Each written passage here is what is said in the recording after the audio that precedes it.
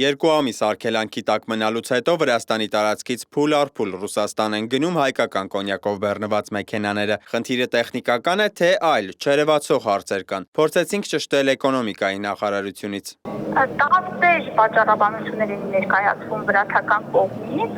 դրանք հիմնականում հայկական կողմի համար համոզիչ չեն եղել, եւ հենց դա է պատճառը եղել, որ մենք ամենօրյա աշխատանք ենք տարել, որպեսզի խնդիրը ստանա իր լուծումը։ Տնտեսագետ Լիլիա Ամիրխանյանի կարծիքով ԵԱՏՄ-ում մեզ դիտարկում են հնարավոր ժամանակավոր անդամ, քանի որ մեր պետությունը հայտարարում է Եվրամիություն մտնելու ցանկության մասին։ Առնվազն երևացող մակարդակով գործընթաց է գնում եւ առնվազն ակնհայտ է, որ հայ-վրացական երկխոսությունն այս մասով դանդաղում է, հապավում է կամ բավարար արդյունավետություն չի տալիս։ Եթե իսկապես կա լավ քաղաքական երկխոսություն եւ հարաբերություններ, երկու ամիսը շատ երկար ժամանակահատված է տնտեսական մի իրավիճակի հետ կապված հանգուցալուծման գալու հետ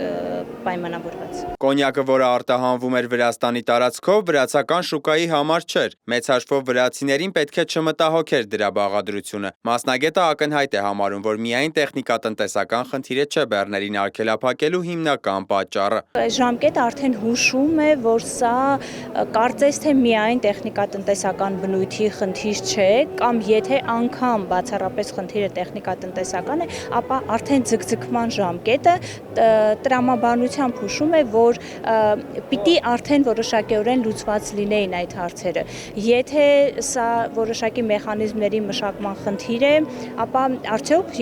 մոտավորապես 2 ամսվա հետ գործ ունենք։ 2 ամիսը արդեն բավարար ժամանակ չէր այդ մեխանիզմները մշակելու եւ իրականացնելու համար։ Կոնյակը Հայաստանից արտահանվող ապրանքների թոփ 10-յակում է։ Մինչև ռուս-ուկրաինական պատերազմը հիմնականում թոփ 5-ում էր։ Իսկ 2023-ից 24 թվականների առաջին կիսամյակներում արտահանման հիմնական շուկան Ռուսաստանն է եղել։ Արտահանվող կոնյակի ավելի քան 80%-ը գնացել է հենց այս երկիր։ Հաջորդը Բելարուսն է։ Էկոնոմիկայի նախարարն էր հանդիպել վրացի գործընկերոջ հետ քննարկել խնդիրը։ Ավելի ուշ նախարարը Facebook-ում գրեց, որ հունիսի 1-ից 29-ը վրաց-ռուսական սահմանը հատել եւ Ռուսաստան է մտել հայկական կոնյակով բեռնված 106 բեռնատար։ Իդեպ ռուսական Իզվեստիա պարբերականը մայիսին հայտնեց ռուս-վրացական տնտեսական մի հանդիպման մասին, որտեղ կողմերը քննարկել են առևտրաշրջանառության ծավալների մեծացումը։